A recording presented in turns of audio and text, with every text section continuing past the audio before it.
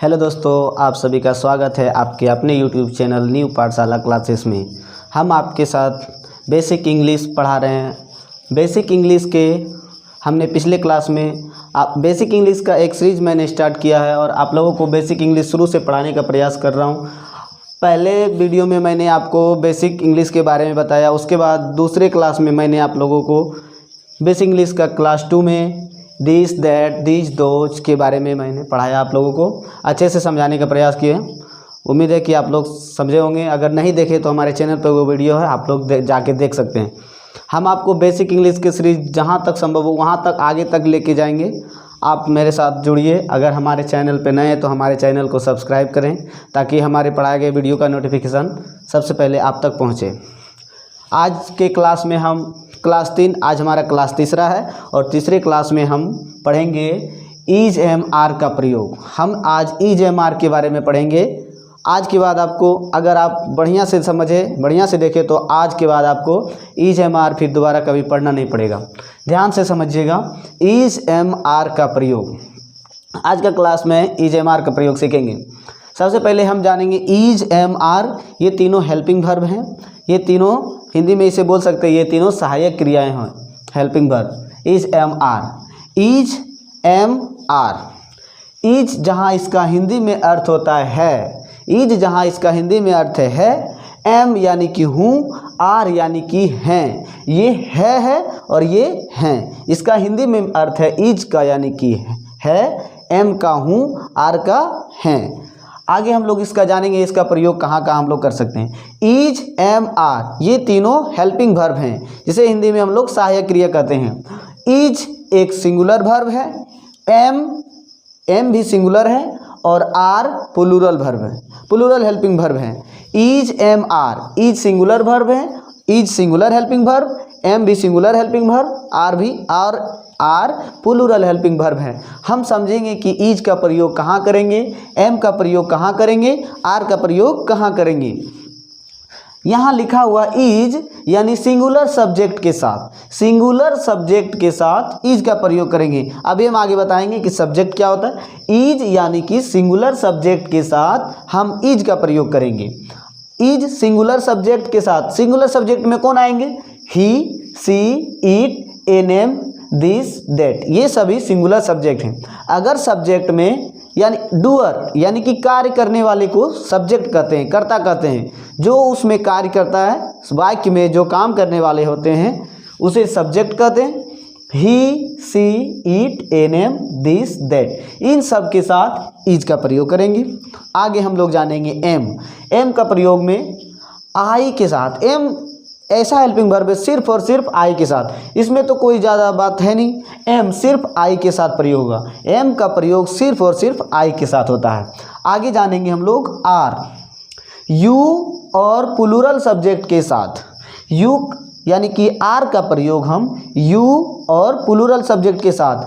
Are plural number है, plural helping verb है, लेकिन यू सिंगुलर है, फिर भी सिंगुलर सब्जेक्ट होते हुए भी यू के साथ आर का प्रयोग करते हैं। ये एक अपवाद में आता है। आर प्लूरल हेल्पिंग वर्ब है, लेकिन यू एक ऐसा सब्जेक्ट है जो सिंगुलर होते के साथ भी ये प्लूरल वर्ब लेते हैं। तो आर का प्रयोग यू, याद रखिएगा, प्लूरल के साथ लगेगा और यू के साथ भी आर का प्रयोग होता है। यू और प्लूरल सब्जेक्ट के साथ आर का प्रयोग करते हैं। इसमें कौन कौन से सब्जेक्ट आएंगे?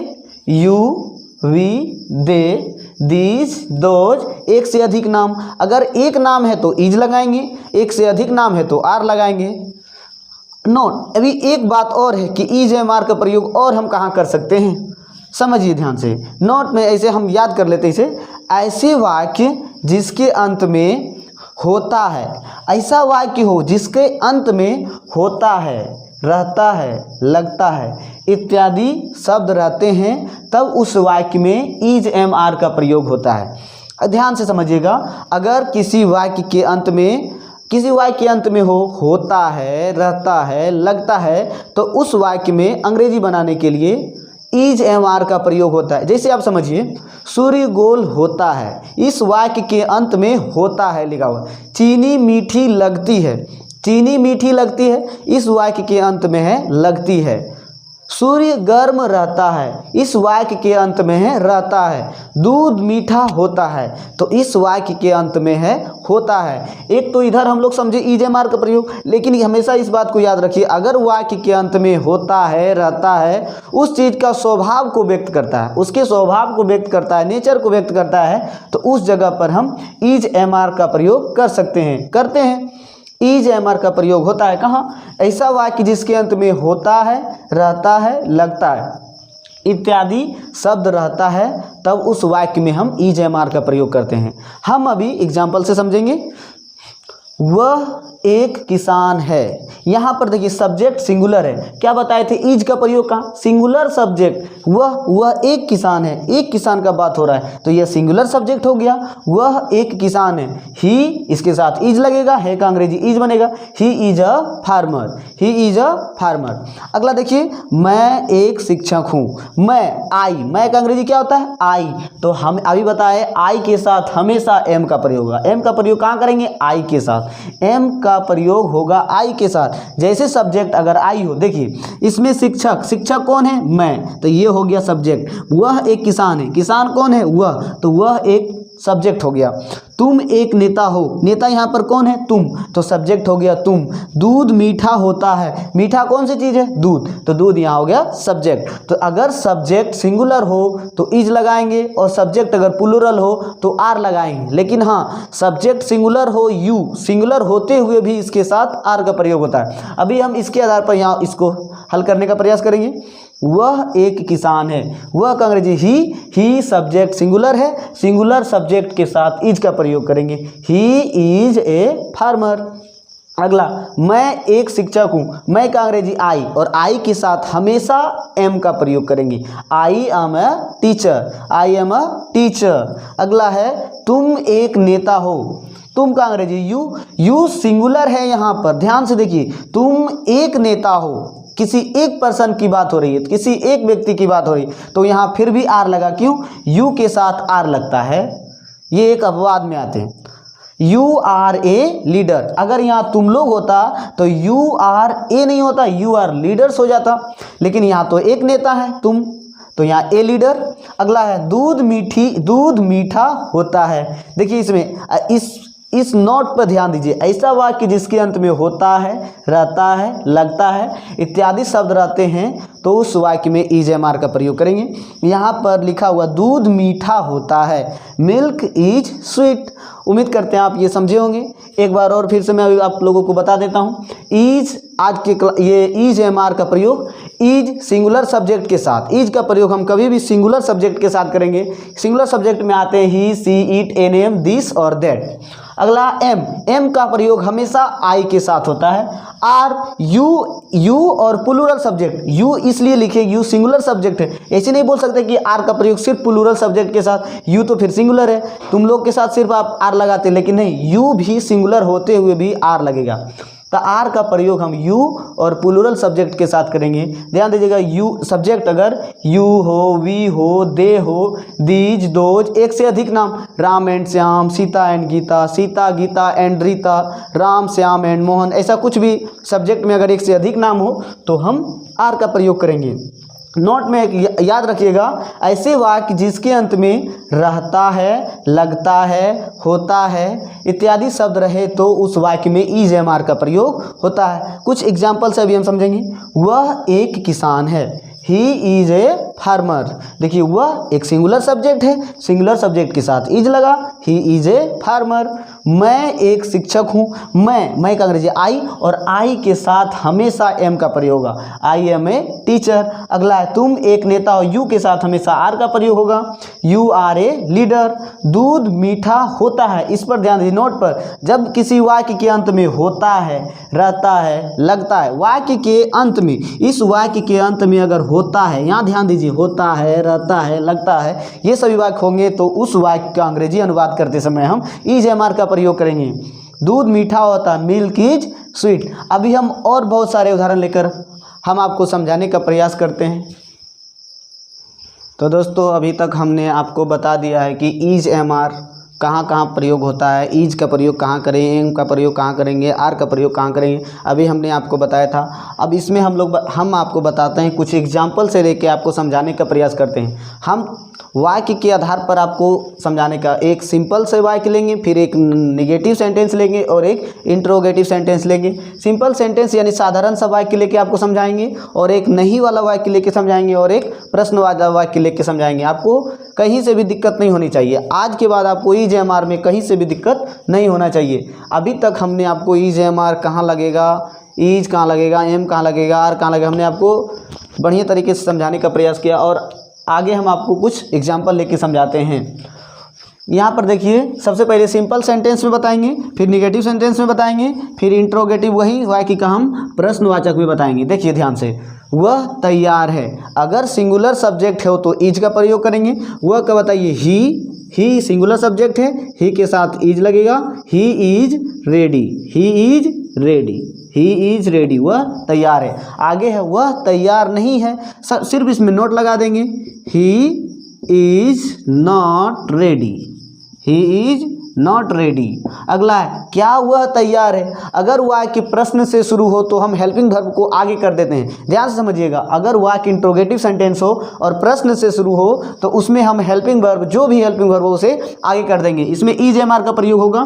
तो यहाँ सब्जेक्ट ही है, ही के साथ ईज लगता है, ईज को आगे करेंगे, ईज ही रेडी।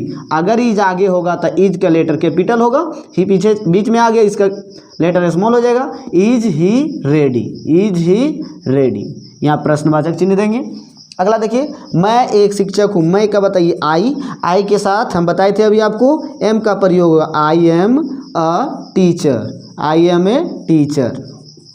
यहाँ जाने आई एम ए टीचर।